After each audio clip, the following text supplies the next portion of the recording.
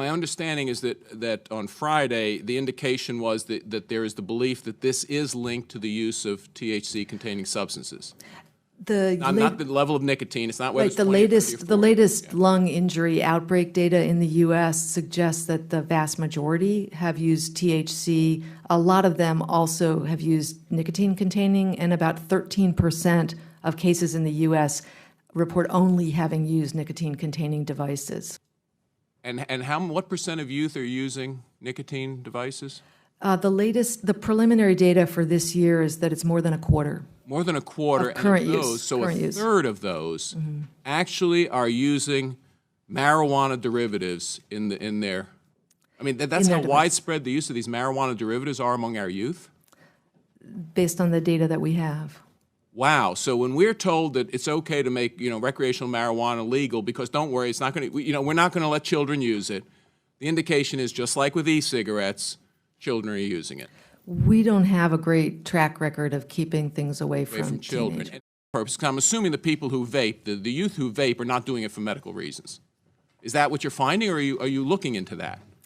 Because there's a big discussion about medical versus recreational. Yeah. Well, are these 8% or 9%? Are they using it because they have the usual indications that people claim for medical marijuana, or are they just using it recreationally? What's your feeling, Doc? Yeah, we don't have data. There's a lot of anecdote. But one thing I would say is that there's a lot of debate out there about whether legal status makes things better or worse in the states, because some of our concerns right now are about the counterfeit and black market, whether the substances that are in products that are completely unregulated by the states are riskier than the products that are regulated by the states. I don't think we have good data either way, but that's a discussion that's happening. So are states regulating the THC-containing vaping compounds?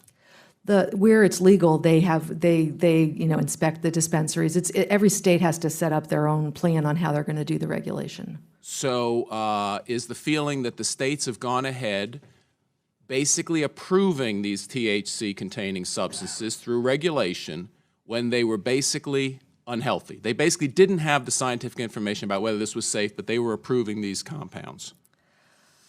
Is that right? I mean, they were legally sold. Is that what you're saying? They were legally sold. They ended up hurting our children. And these are when the states claim that, don't worry, it's all safe. We'll regulate it. We don't have the knowledge to know what's safe and what isn't, do we? Yeah, let me clarify. For the lung injury outbreak, while the vast majority report using THC-containing pre-filled cartridges, they report getting them from informal sources or off the street, not necessarily from licensed dispensaries. Even in states that have. Yeah, so far that's what we found. But we're still gathering data. Thank you, Doctor.